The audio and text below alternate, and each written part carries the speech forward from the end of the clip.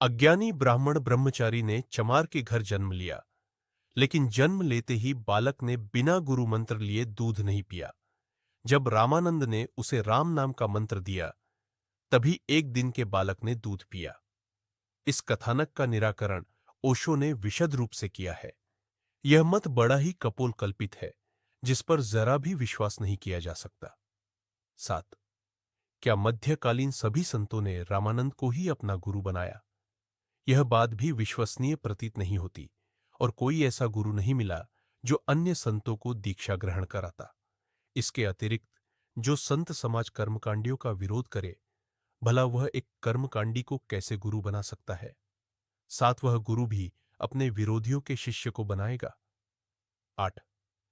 क्या रामानंद के पास इतनी शक्ति थी कि उनके श्राप से मनुष्य की मृत्यु हो जाती थी, तो उनके समकालीन धर्म विरोधी मुस्लिमों को श्राप द्वारा मृत्युदंड दे सकते थे, जो उस काल के मंदिरों एवं मूर्तियों को खंडित कर उनकी छाती पर मूंग दल रहे थे? 9.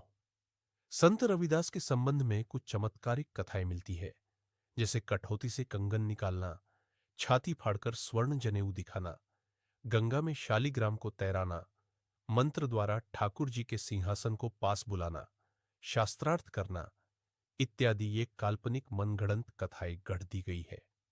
मेरे विचार से इन कथाओं को लिपिबद्ध करने के पीछे का प्रयोजन यह था कि हिंदू समाज की परंपरावादी हजार चमत्कारिक कथाओं में से उपरोक्त 5 कथाएं आपको भ्रमित करने को दी गई है।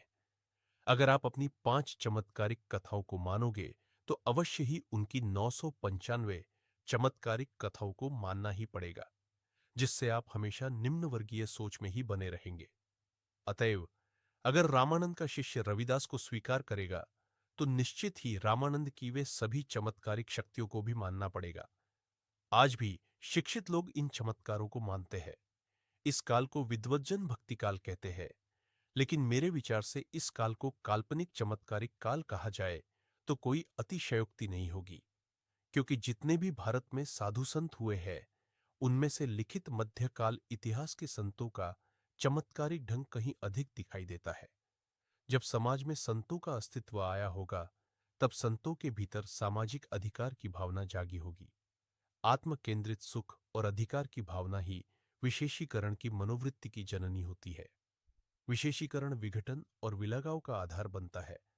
तब बिखरे हुए सुख और अधिकार को केंद्रित करने के लिए ज्ञान का केंद्रीकरण और ज्ञान का प्रसार बहुत सहायक होता है।